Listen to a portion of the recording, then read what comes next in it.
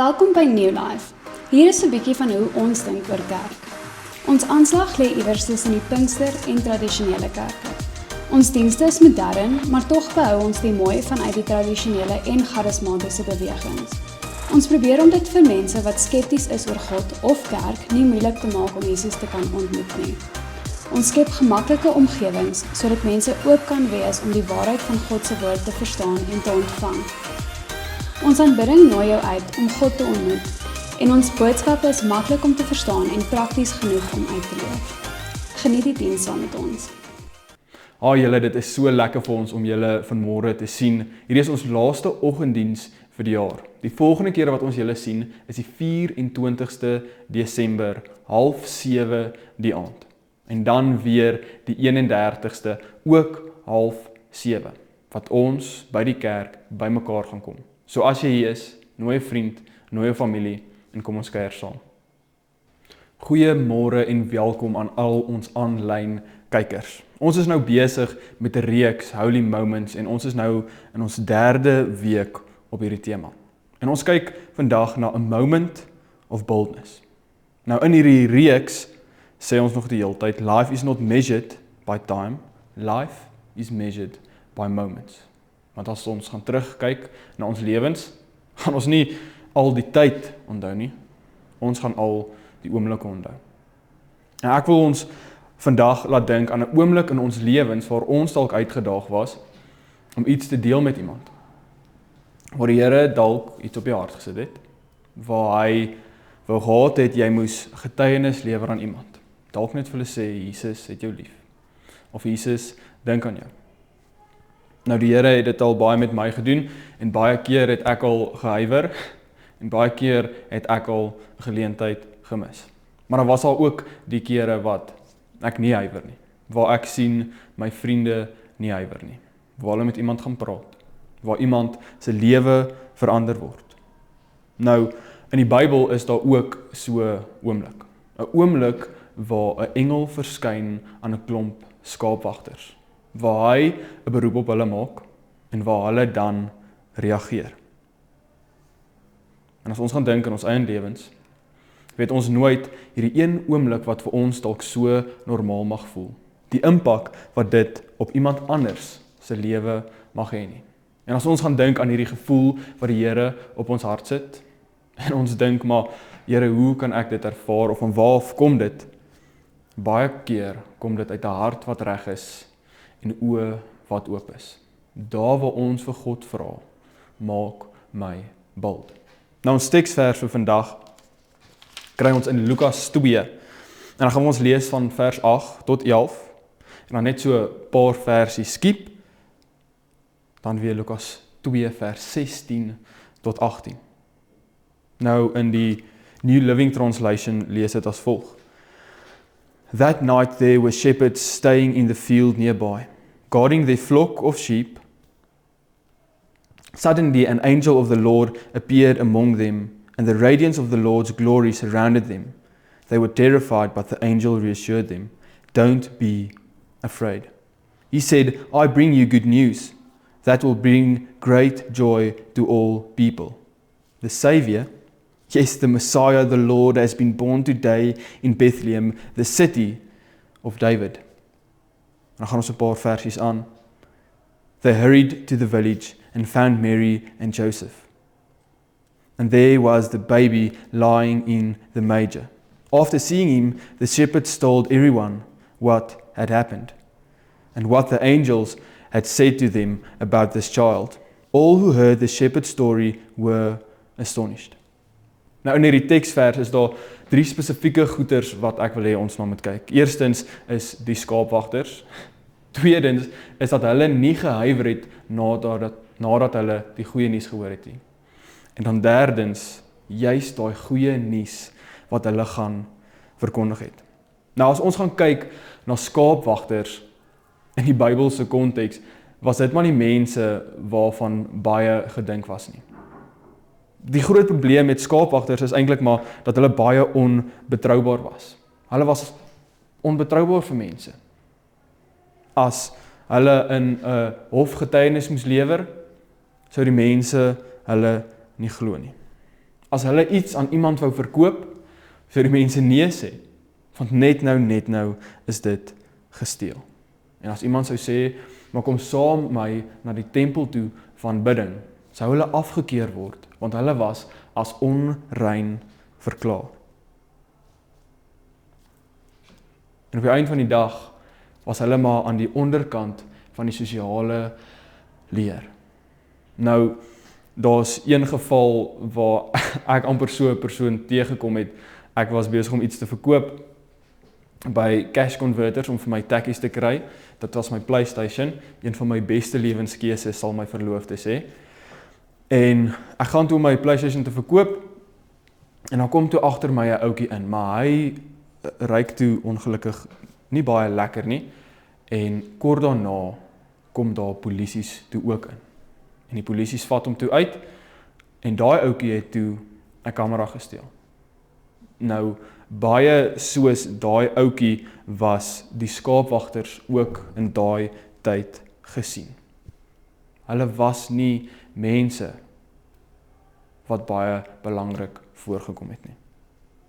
Nou, die ding van die engel wat na die skaapwagters toe kom is eintlik baie groter as wat ons besef, want 400 jaar voor dit was die laaste keer wat God profeties aan die volk van Israel iets verkondig het. En hy het toe vir Malagi gesê dat die kinders aan die vader herstel sal word en die vader se hart weer aan die kinders herstel sal word. En nou 400 jaar later kom hierdie engel na hierdie skaapwagters toe en sê, maar 'n kind is gebore. Die Christus, die verlosser, is van die maagd gebore. Dit sê, daar is goeie nuus. En hierdie skaapwagters word toe vertrou met hierdie goeie nuus. Nou toe die skaapwagters dit hoor, toe was hulle eerste reaksie, hulle was bang voor hierdie engel. Maar daarna sê die Bybel, they hurried to the village and found Mary. So hulle reaksie was 'n vinnige een. Hulle het nie gehesiteer nie. En hulle gaan dan aan later om hierdie goeie nuus te versprei. Maar ek wil net vir 'n oomblik eers stil staan by hierdie skaapwagters.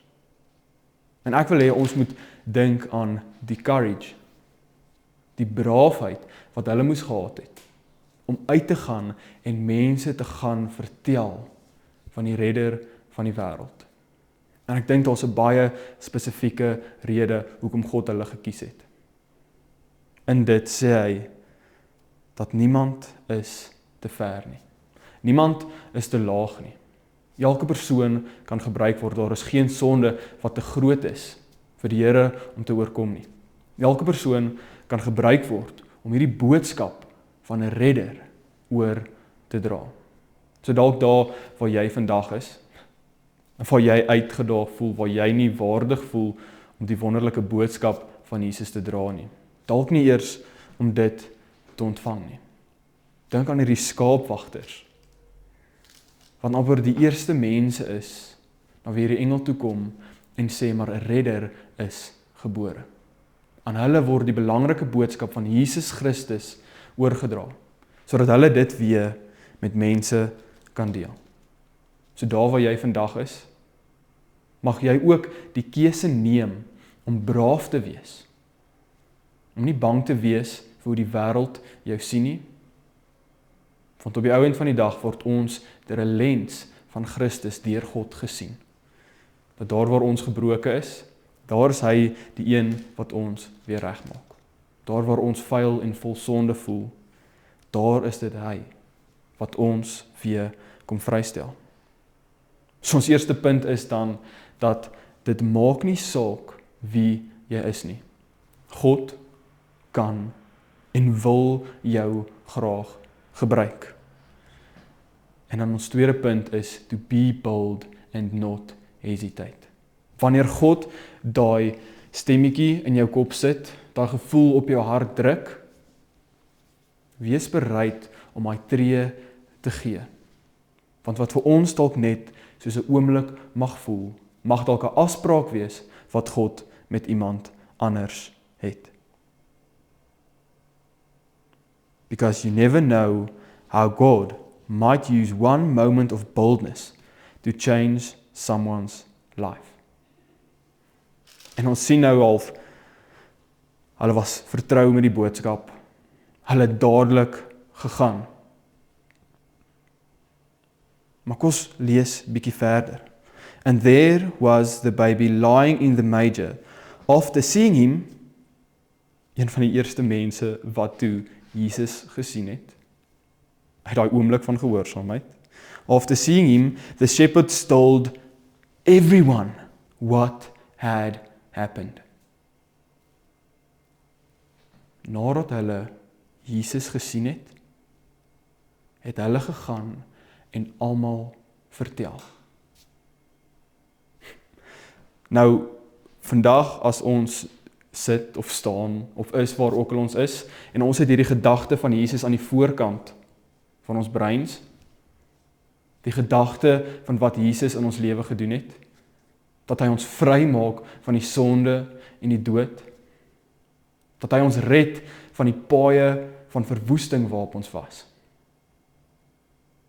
dat hy deur ons sonde trek en ons terugtrek na hom toe, waar hy ons verhouding met God herstel, waar ons dink aan die fantastiese, wonderlike nuus van Jesus Christus, en dis aan die voorkant van ons gedagtes. Baie keer soos die skaapwagters hier, kan ons dan nie help om ander mense te gaan vertel nie, van die goedheid en die guns, en die liefde en die genade van Jesus nie. Want ek dink op die ouend van die dag, kom God na elkeen van ons toe, en hy sit hierdie ding op ons hart. Hy gee ons hierdie boodskap van goeie nuus, en hy wil hê ons moet dit deel met sy mense. Ek dink net 'n vinnige storie voor ons afsluit. So tydjie terug by een van ons aanbiddingsaande by Shema Coffee Shop, toe sit een van my vriende daar en hy sien half in die verte op die straat 'n bedelaar. En die ouetjie sit net daar by 'n astrom en wag. En hy voel in sy hart, ek moet my koffie vir hom gaan gee. En my koffie vir hom gaan gee en sê, Jesus is lief vir hom. Maar hulle is nou in tyd van aanbidding en hy wil nou nie uitgaan en mense moet hom sien en hy skaam en wat gaan mense dink as hy nou daar gaan praat? En hy sit en hy half ignoreer hierdie gevoel wat Jesus in sy hart sit.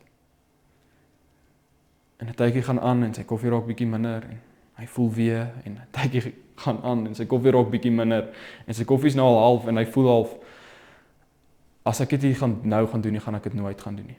En hy staan op en hy stap in die straat af. En hy sit sy hand op hy ou se skouer, hy groet hom, hy gee hom sy koffie en hy sê vir hom, ek wil net vir jou sê, Jesus het jou lief. En in 'n oomblik bars daai ou uit in trane.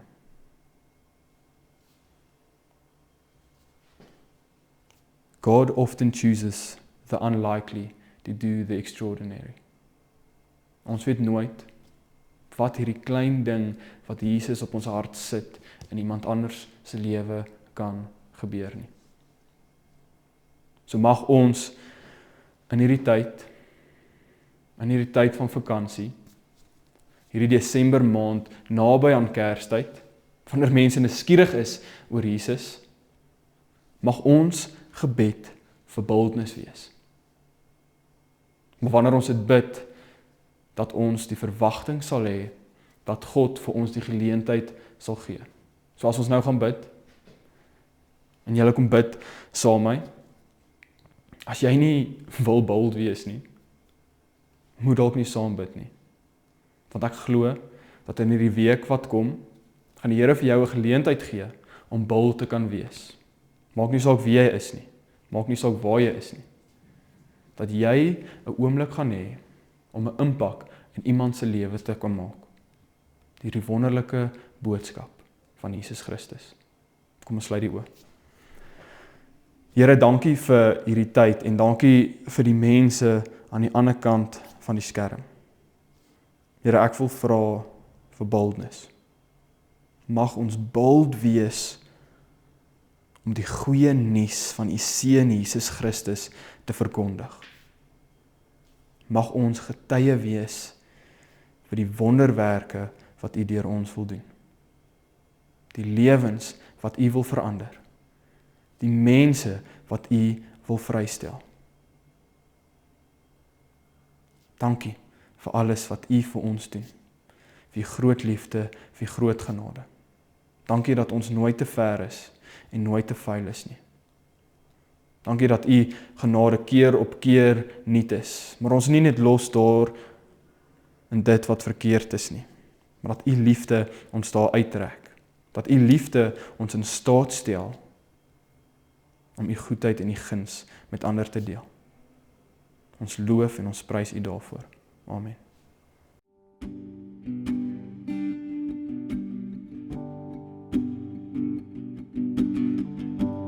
Die wat wag op die redding van die Here, vind hul rus in die skare van die Heilige God. Die Almagtige, en ek sal sê, die Here is my vesting, en ek sal sê, die Here is my toevlug en krag. My God wie ek vertrou, is my God. Ek vertrou u grote naam, die wat glo, sal u nooit beskaam. My God in wie ek glo, op u sal ek